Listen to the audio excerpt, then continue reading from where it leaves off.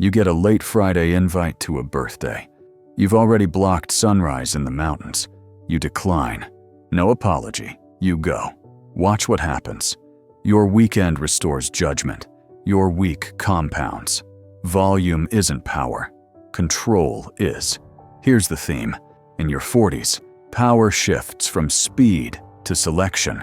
Less proving, more pruning. Marcus Aurelius says your mind is your jurisdiction. Seneca warns time is borrowed, not owned. Epictetus draws the line between what you control and what you don't. 5 rules, 1 phrase for clean boundaries, 1 ritual to reset composure. We start with what you stop doing. Rule number 1, ruthless selection. Say no to protect the yes. Seneca calls time the one loan nobody repays. People guard their wallets and leave their hours unlocked. That's the amateur move. Your edge in your 40s is selection, not more inputs. Fewer, higher quality bets. Here's your move. When a request shows up, ask the counterfactual. If I say yes, what does it displace that compounds more? If the displaced item is sleep, training, deep work, or a high-quality relationship block, the answer is no. You're protecting the infrastructure that prints judgment.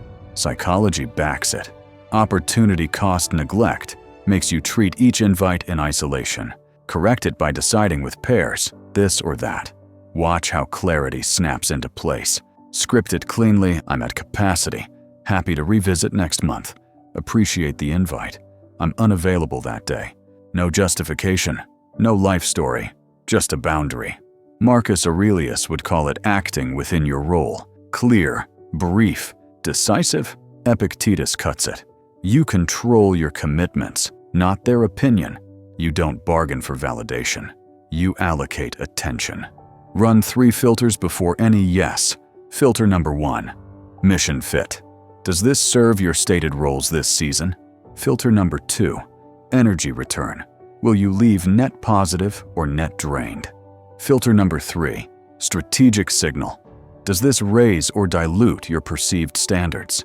If it fails 2 of 3, decline. If it passes 2, consider it. You're converting gut feel into policy. Ritual makes it durable. Block 15 minutes every Friday. Batch your declines. 1 focused pass beats 10 anxious micro-decisions. You protect prime hours next week, while your willpower is high today. That's pre-commitment in practice. Notice the pattern here. The more you say no, the more your remaining yes increases in value. Scarcity sharpens signal. People start calibrating to your standards. You look decisive because you are. Pause 3 seconds. You created space by pruning. Now you convert that space into structure. Rule number 2, build a personal constitution, discipline of ascent. Marcus Aurelius writes about aligning with nature. Perform the functions of a human well in your roles. Translate that into law. Not vibes, not goals. Laws. Your constitution is 5 articles with 2 metrics each. It turns intentions into enforceable standards. Article 1, health. Sleep, 7 hours minimum, 5 nights a week. Training, 4 sessions, 1 long zone 2. Why? Body first, because mood and cognition follow physiology. Executive presence begins in the nervous system. Article 2, work. Deep work, 2 90-minute blocks, 3 days a week. Decision cadence, weekly list of pending choices, cleared by Friday noon.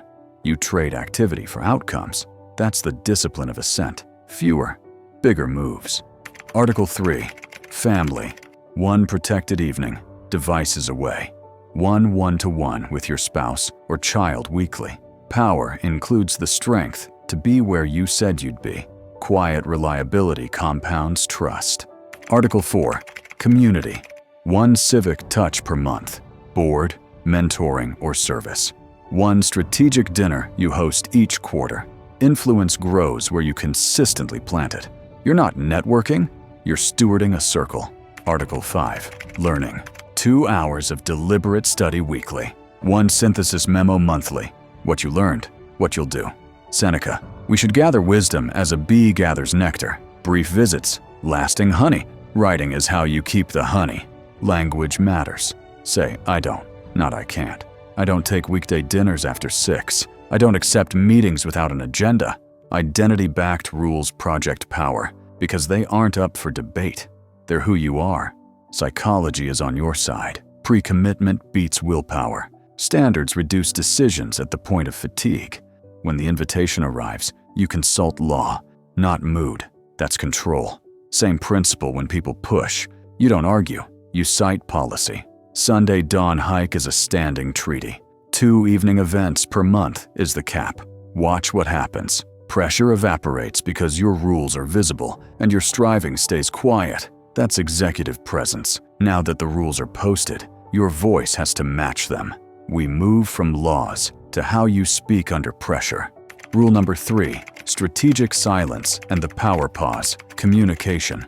Seneca calls anger a brief madness. When heat rises, you lose jurisdiction over your mind. Here's your move. Use silence to lower the temperature and raise your leverage. Volume isn't power. Control is. 3 seconds changes the room. When challenged, breathe, count to 3. Then ask one clarifying question, not defense, direction.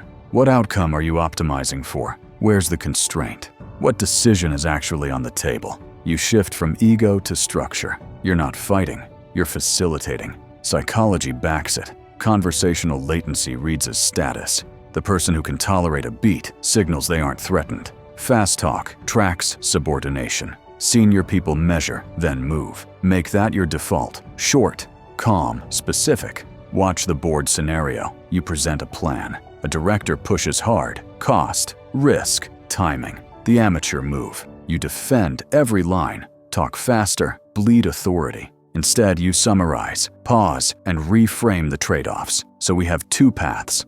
Lower cost, slower impact. Higher cost, faster impact. Our constraint is capacity Q3. If we remove that, we unlock path 2. Which do we prefer given our revenue goal? Then stop. Let silence do the work. Votes shift because you framed the decision and created strategic space. That's executive presence. Same principle at a neighborhood meeting, a school committee, a tense dinner. Don't win the argument. Define the decision. Ask the question that clarifies stakes. Who owns the outcome? What's the smallest next step? Then pause. People show you their incentives when you give them room. Build the habit with a micro ritual. 3 count, 1 question, 1 sentence summary. Stop. Repeat until it's automatic. Marcus Aurelius would call it keeping the mind untroubled. Epictetus would add, you control your response. Use that control to raise the signal and dampen the noise. Quick pivot. Your words signal your standards. Your routines prove them. Let's make the standards visible, without the noise. Rule number 4, visible standards, invisible striving, status without noise. Marcus Aurelius warns against performing the virtue. Do the work, don't parade it. That's the balance. Make your standards visible and your ambition invisible. Publish standards that govern how you engage. Response times, meeting rules, decision cadences. Simple, public, reliable. I respond to emails within 24 hours. Meetings have agendas. Otherwise, we resolve asynchronously. Weekly decisions cleared by Friday noon. These are your posted speed limits. They help others coordinate with you. You become predictable. Trust accrues. Keep your striving private. You don't announce your goals or chase credit. You let outcomes speak. The psychology is simple. Costly signaling says people believe what costs you to maintain. Quiet reliability costs discipline every day. It reads as strength, loud ambition costs nothing. It reads as hunger. Example, you leave on time to train. No speech, no apology. After a few weeks, colleagues adjust to the boundary. Respect rises because you follow your own policy and still deliver. Here's the phrase that anchors it. Happy to be measured by outcomes, not hours. You redirect status to results. That reduces performative overwork while elevating standards. Apply this outside the office. In your community board, publish how decisions get made. In your family, share the rhythms that matter. Weekly one-on-ones, device-free dinners, Sunday hike, then don't perform them. Keep them. You normalize standards instead of narrating them. Here's the trap. When you make standards visible, some will test them. Don't argue. Point back to the posted rules. It's not personal, it's policy. You trained the environment to expect signal, not noise. Same principle on social platforms. Share the work. Skip the victory laps. You'll attract the right people without summoning the wrong incentives. With the outside aligned, clean the inside. Power leaks through micro-reactions. Seal them. Same principle when the stakes rise. Policies and silence hold, but only if your emotions stay neutral. Rule number 5. Emotional neutrality as a competitive edge. Composure. Epictetus teaches that disturbance comes from judgments, not events. The event is neutral. Your judgment adds color. If you want power, change the judgment first. Protocol when triggered. Stimulus. Breath. Label. Act. 4, 4, 6 breath. Inhale 4, hold 4, exhale 6. That lengthened exhale taps the brake on your nervous system. Then label the emotion: irritation, anxiety, envy. Affects labeling lowers amygdala activation. Now choose the smallest next action aligned with your role. A call, a clarification, a boundary statement. Tiny, clean, forward.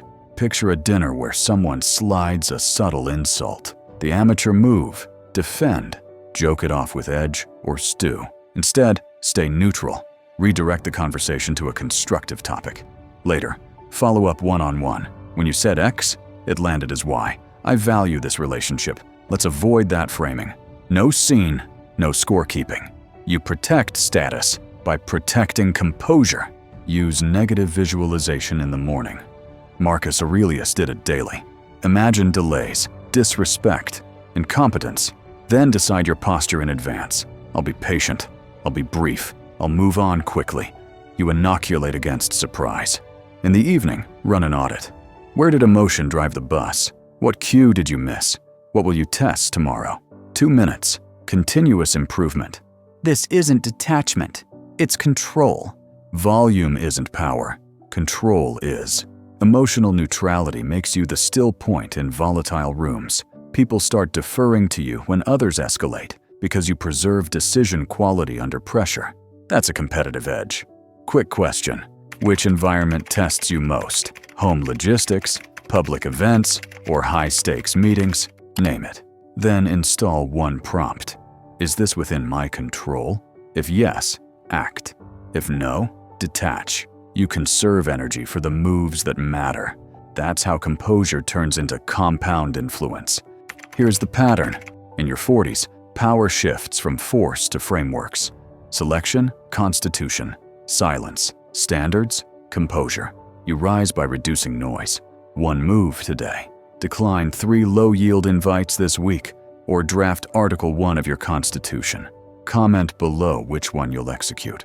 If you're serious about advancing with ancient wisdom that works, subscribe to Stoic Exec and watch the next breakdown on boundary scripts. And never forget, executive by day, Stoic always.